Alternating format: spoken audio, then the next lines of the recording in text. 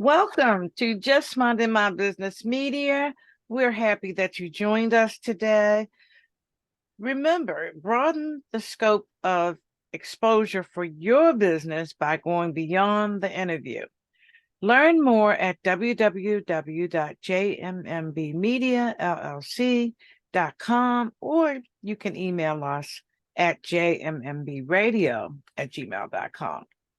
I am so happy to have Emmy pronounce that for me, Emmy. Sobieski. It's Emmy Sobieski. Emmy Sobieski, who is a chief financial officer. She's an author of 100 Million Careers, the 5 fastest career paths to wealth, but beyond your wildest dreams. Wow. She is currently the Chief Operating Officer of Performative Speaking and Chief Operating Officer and co-founder of Competitive Storytelling, Inc. Both companies help founders with world-class ideas to share their stories to change the world. Emmy also has a wealth of institutional investing experience, gathering during 25 years working for investment firms representing diverse strategies and types of investments. So, little to say, you have been a busy bee. Yep, absolutely. You only got one life. Live it to the fullest. I know that's right. No regrets. Wow. So let's talk about your book, 100 Million Careers for the Fastest Career Paths to Wealth Beyond Your Wildest Dreams. When I first read that, I was like, got excited when I read that title, just by the title alone. So tell us what our audience can expect in getting this book. A lot of people, rightly so, think $1 million is a lot of money. And so 100 million seems crazy.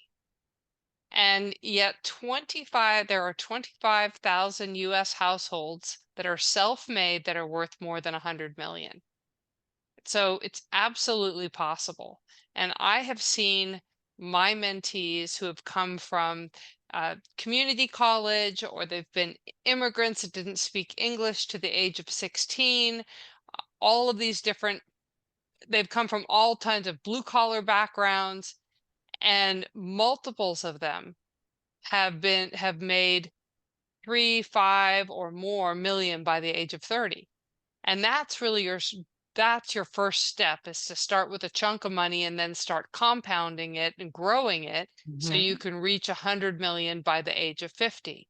And so my book talks about, and there's many more careers that you could do this in. You could be an entertainer, etc. But my book really focuses on the careers that I'm aware of, that I know best, which is venture capital, private equity, hedge funds, board director, and startup founder, and talks about how to navigate those careers to get to 100 million by age, to get to 100 million. And the target is by age 50, but it's by 60, 70, whatever. It's to have a career where you have built 100 million of wealth. Wow. So pretty much finance can get you there. Yeah, but there's other things. Obviously, there's very wealthy singers, there's very wealthy actors, producers. Yes. It's just that I don't know about those. So I'm not going to write a book about it, just because it's, that would be more research. Whereas I have mentored students in finance careers and in startups to get to that multiple millions from diverse backgrounds and blue collar backgrounds. I have mentored them up to that. And then I have friends who have also come from diverse and blue collar and no money effectively. And then by the age of 50, they've made over 100 million. So I've seen the kind of the cohorts making it to multiple millions by 30, and then the other cohorts taking that all the way from 30 to 50, keeping the gas on, and arriving at 100 million. Wow. So how do people get involved with your program? Because I noticed you said mentor. So, once people hear this, they're going to like 100 million, and in today's world, 1 million sounds like a lot, but in today's world, it's really not, you I know. mean, it is, but then if it's something you're thinking, I'm never gonna have to work again, then a million's not enough, right? Right. It's so it really it depends. So so over time I've mentored students. I currently don't, I don't have like a coaching program or a mentoring program right now. And Okay. my book is the way for me to be able to mentor at scale. So Oh, I will okay. be, I just spoke at Stanford. I will be speaking at University of Virginia. I'm speaking at various universities to try to get the word out, but I'm trying to get this out to so that I can help more than 3 or 5 or 10 people that I've helped. I've helped probably 30 in the past, but I'd love to be able to help far more, and you don't need to know me or somehow be at my alma mater or something like that to get my help. So this book is the program, and then behind that, if there's any area of the book that you want to learn more about, I have 14 courses online that Oh, also dive okay. into that. So I have a course on I have a course on nutrition, a course on exercise, a course on investing, a course on networking. So all the pieces of the book, if it says, if it says, okay, here are the fundamentals, it starts out with, which is crazy, but it starts out with, if you want to go fast, if you want to get to the 100 million, you've got to slow down and make sure your foundation is there.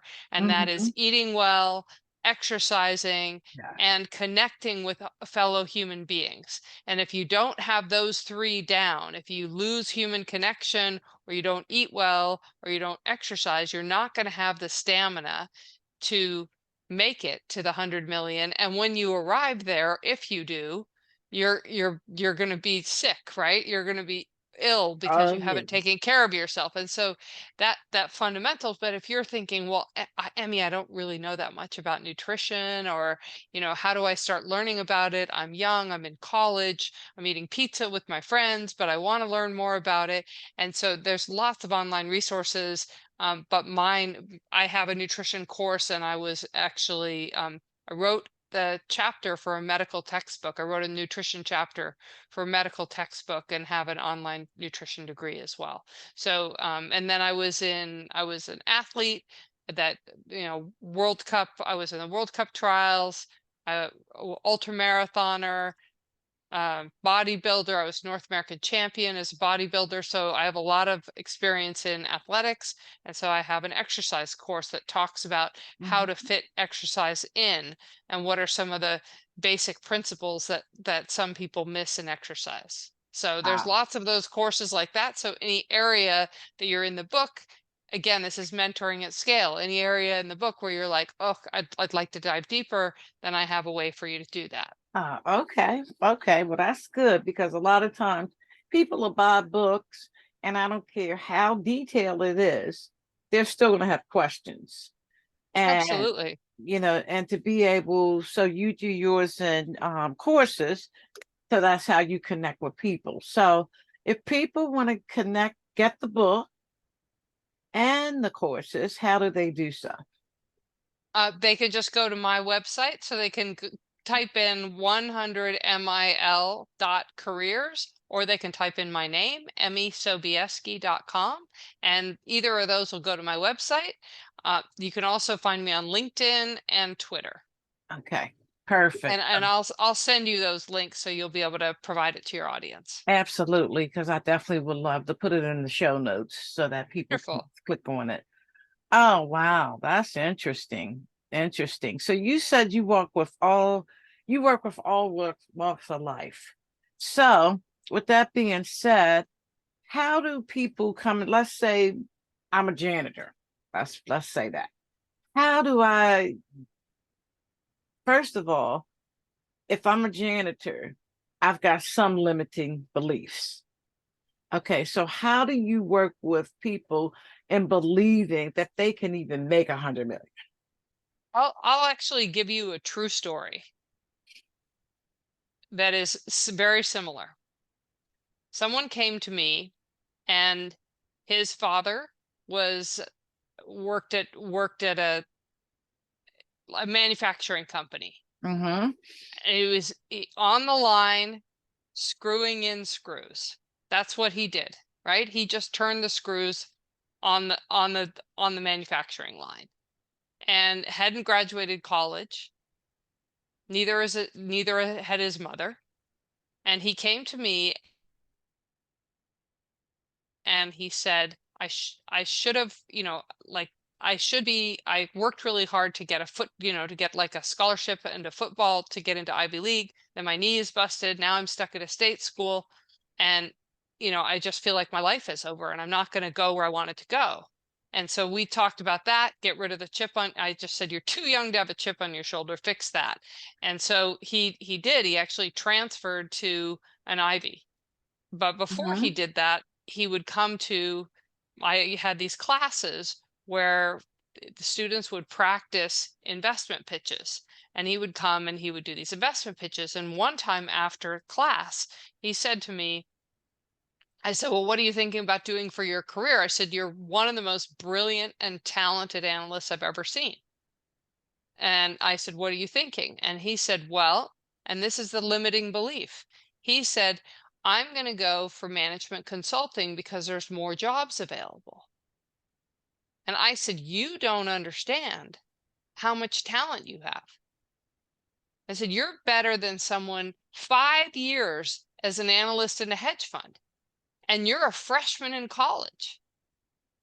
I said, I have Mhm. every confidence that you should put 100% of your energy into getting into your dream, into getting onto Wall Street, and forget all of that other stuff about, playing it safe. And he did. He believed it. He believed me when I just said that. Just, not his parents, not, I told him that he could do it, and he went out and did it. He'd already gotten that transfer to Ivy League, and then he made it into a bulge bracket firm. And from there, he made it into a top private equity company. And he's not even 30 yet. Wow. Wow.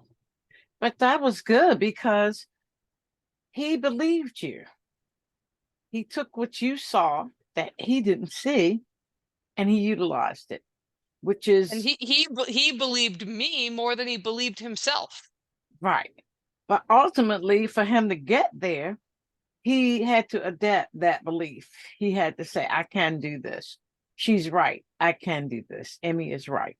You know what I'm saying? Because sometimes, I work with people and you can, I always say you can only see one side of yourself when you look in the mirror. You can't see all three sides.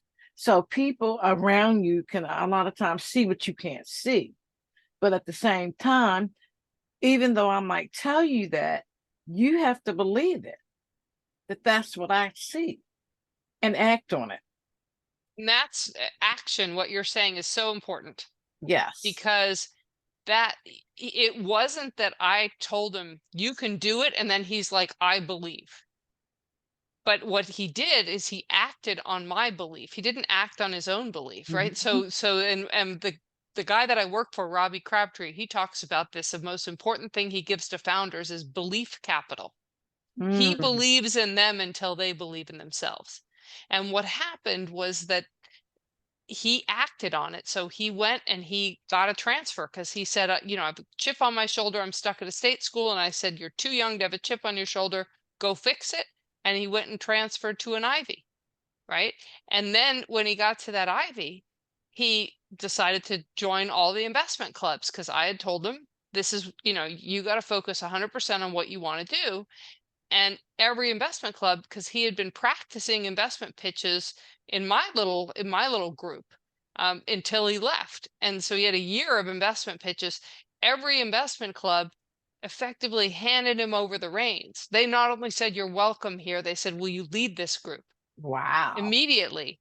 And so then all of a sudden he sees that other people are believing in him, and he's involved in these groups and they're having discussions. And so it was this combination of, action result, and then he's hearing from more people than just me that he definitely belongs. Wow. Wow. He is definitely a good example of, moving forward. And he was courageous. He was like, you Absolutely. know what, I'm gonna go ahead and do this. And I think a lot of factors contribute to that, because the older you get, the scarier you get. Because you've been around the block a few times, you done lived life, things has happened. So you're a little bit more apprehensive about new. So do you work with people that may be a little bit and maybe in that category? Well, I don't actually coach or work with anybody, right? So I just have my book and my courses, but then Okay. I'm the COO of a company. So I don't specifically work with anybody. But if you were to say, look, could your book be applicable to somebody that's older? How late is too late for $100 million? And there I'll say, if you think about one of the more famous success stories, right? Which is Kentucky Fried Chicken. Yes. And Colonel Sanders he really started selling that idea and franchising at the age of 40. And by the time, but then really like he started selling the recipe at 40, and then he started selling, sorry, the franchises at 60. Mm-hmm. So he was really a late bloomer. The But he died with $3 million, which is still great considering where Yes. he came from, but it's not enough time to compound. So on my website, there's actually a calculator that you can see. If you have 3 million and then you compound it, which is growing it at a certain interest rate over 30 years versus 20 versus 10, how much money do you end up with? And so you need these three components. You need to have enough money to start with. You need to have that 2 3 million, 4 million, 8 million. Then you need to compound it at a higher interest rate, so earning really good returns, 8%, 10%, 15%, depending. If you started with less, you'd need to earn at a higher rate. And then you need to have it grow for 20 to 30 to 40 years, depending on those other two components. And so that really, it's not like I think at some point someone's just too old or they're not going to be brave. My old portfolio manager, and I say old just because I don't work for her anymore, but she had been in the business of running money, investing other people's money for decades. And she still was the most aggressive investor I have ever seen. You tell her the stock is going up and she's just backing up the truck. So, you can stay really aggressive and new and thinking about new ideas at any age. The only thing that age does is it Mm-hmm. just reduces the number of years that you can grow your money. Yes. Okay. So it's never too late. Never too late, but at some point it is too late to make 100 million, unless you think you're going to make like 50 million in a big, say, liquidity event. Like all of a sudden you're going to sell your company for 50 million. Well, then I can tell you that you could make 100 million in 10 years if you could start with 50 million. But if you're going to only start with 100,000 and you only have 10 years left, that's almost impossible. Oh, okay. So in your courses, um, how do people, if they decide they want to get the book and do your courses, Mhm. if they have questions, how do they communicate that with you? Most people just reach out to me on LinkedIn. Oh, okay. So I see. some people say, "Hey, I read your book. I just have this one question about me, etc."